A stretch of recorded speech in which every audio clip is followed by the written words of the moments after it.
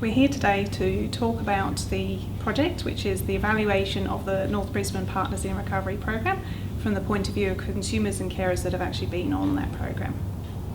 Just to give a little bit of background, the program the evaluation is part of our overall aim to get consumers and carers involved at all levels of this activity. So that's right from governance at the top, so involvement in the consortium for the Partners in Recovery program, to the evaluation advisory group, that's people who actually helped oversee different aspects of this project, to our team of evaluators, to people who have taken part in the survey, and hopefully anybody that might view the results and be inspired to take part in things themselves.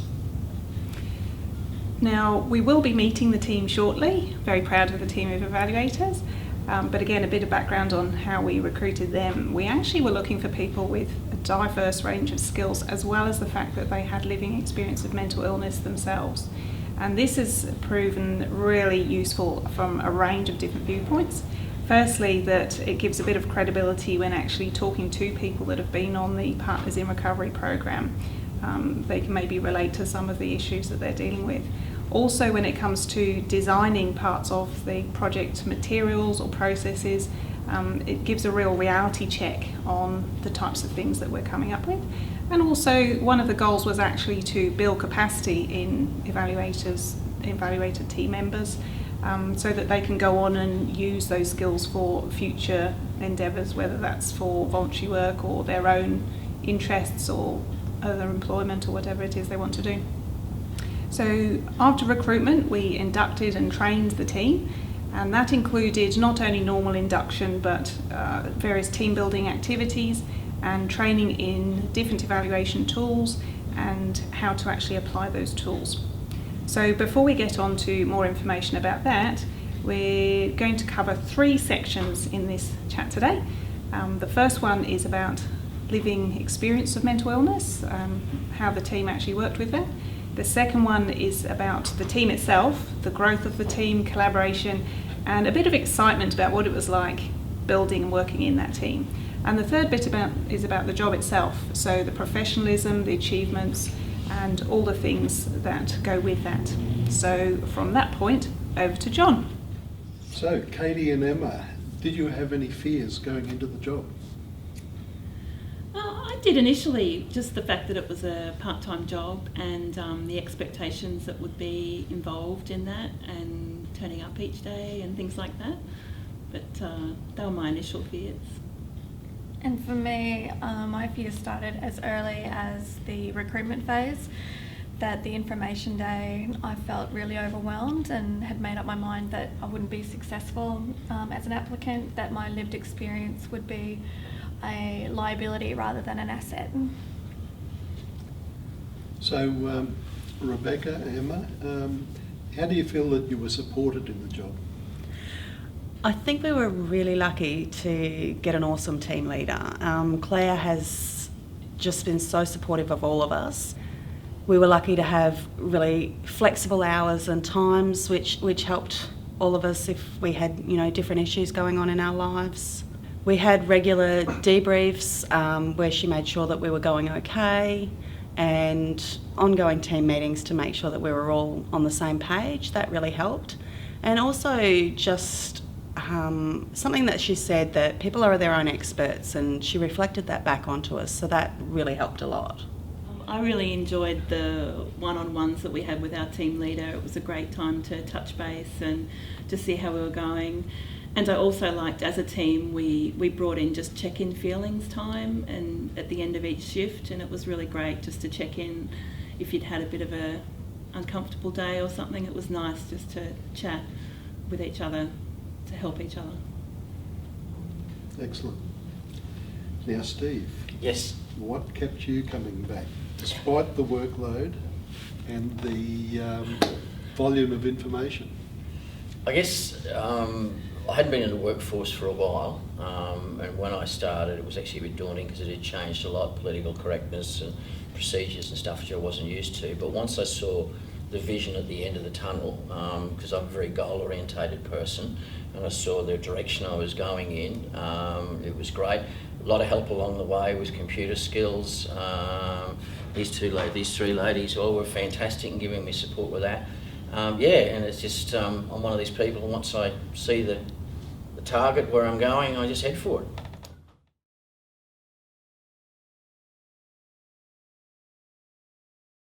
In this section, we're going to talk about the team, about the growth and the collaboration and the sense of excitement as we all started to pull together and build stuff together.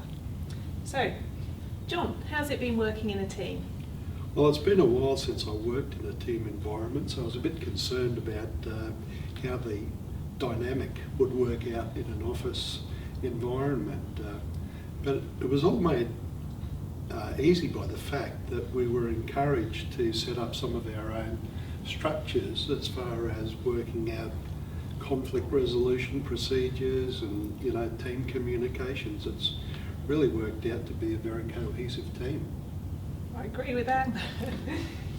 So, Katie, Emma and Rebecca, has it made a difference that you've all got a living experience of mental illness? Absolutely. I love how passionate we all are about it, how enthusiastic we are about the project, and I just think it's really helped a lot with this project.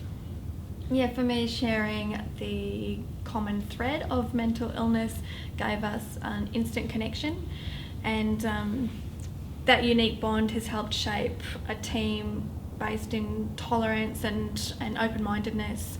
And I think one of us has even said that helped give the project heart.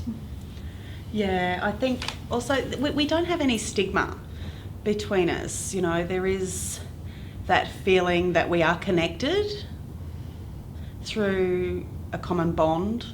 We all have a lot of compassion for each other and kindness, I think, and we're all happy to take up the slack for each other, which is a really unique thing. Good, thank you. So, Steve. Yes. We all have this sense of excitement working together as a team. Why do you think that is?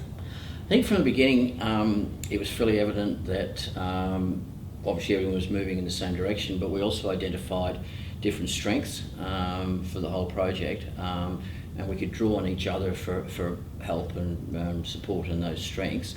I think that's why we became passionate, and I think once again, being goal orientated, I think we can all see that goal at the end of the whole project. So Rebecca, how about you? We all just wanted to help people have a voice, and we really just wanted to help each other as well. There was no pecking order. We were all on an even playing field. We're all passionate and really wanted to help each other out.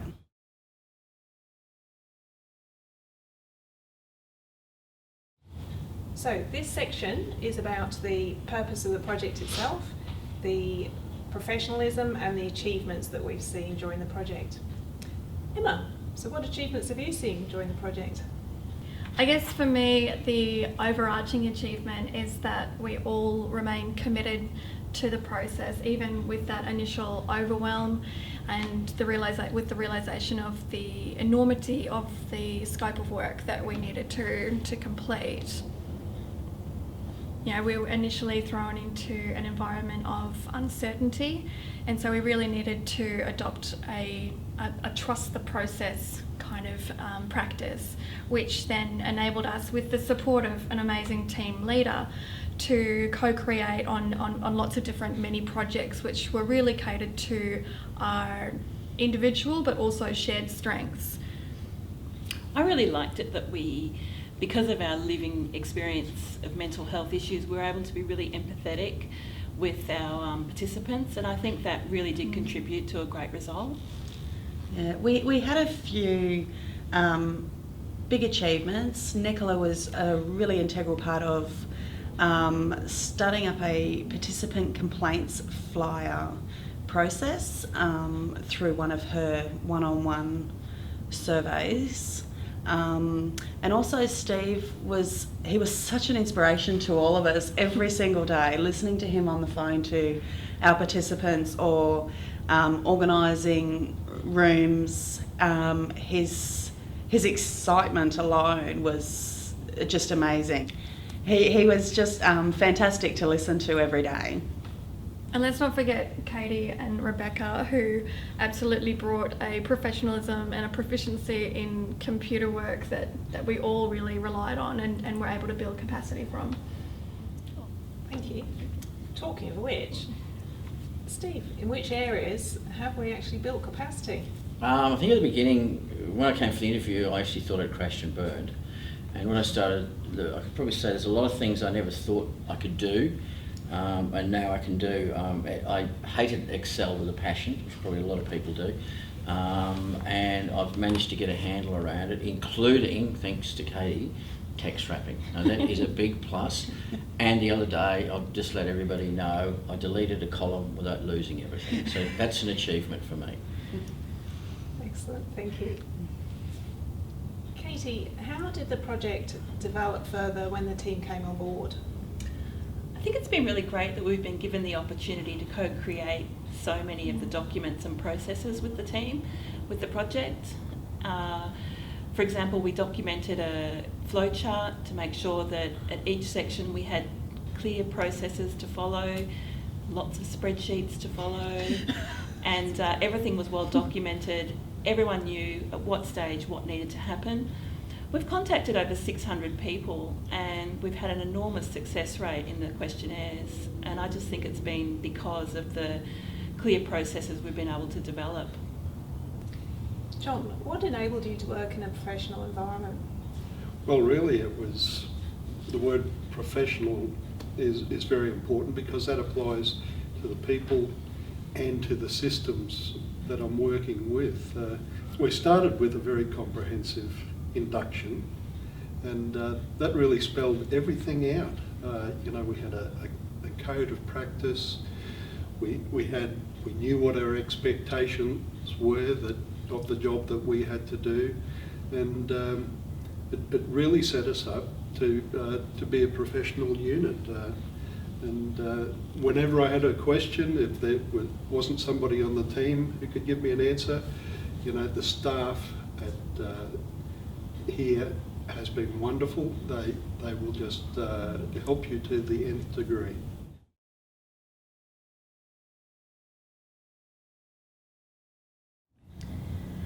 So Claire, what have been the challenges with this job? I think encouraging the team when at times they've really felt overwhelmed, that's been a big thing. And also keeping the momentum of the project going when some aspects really have an awful lot of very small detail. So designing the survey is a very intricate process, but equally we were on a fairly short time frame, so we had to keep that going. And what have you learnt about yourself through this process? Well, apart from the fact that I do like my spreadsheets to keep things organised, also team feelings, especially that they feel valued and safe and secure, that's really important to me. In terms of emotional skills, what have you learnt? Definite need for emotional resilience. Do need to balance the care for team members with my own self-care and well-being. I think also to make sure that while acknowledging the fact that individual team members do have their own living experiences, and so to some degree that could be quite extreme, at the same time I'm not a mental health professional and we do have the need to get the job done. The journey from early recruitment phase to near completion has been enormous. So what has kept you committed to the PiR evaluation project? The team, basically. I could come up with lots of words to describe the team. They're creative, they're strong, they're innovative, all sorts of stuff. Their work ethic is stupendous. And to be honest, when they're working together, and especially as that team's been created together, it's been a pleasure to come to work. So, yeah. What legacy will you and your team leave behind? I think the team especially will have provided or built a reputation for an effective team, and they show what's possible with living experience. They really are role models for hope and for working on recovery in practice. I'm sure I speak for the team when I say that we've achieved a lot in a short space of time. It's been both challenging and exciting to create the things that we have, and we've kind of done it as we've gone, so definitely a learning experience for us all, but again, very exciting as a result. So I'm sure you might be wondering where you can see the results of our work. Well, once it's all been collated, all the information from the surveys have been collated, analysed, and we've got the report, we're going to be putting it on the North Brisbane Partners in Recovery website. So the only thing that's left for me is to say a really massive thank you to everybody that took the time to be involved in this survey and in this process. So with the Consumer and Carer Evaluation Project for North Brisbane Partners in Recovery, we had all sorts of people involved, consumer representatives, we had an academic consultant, and the people that took the time out of their day to actually complete it for us, so thank you.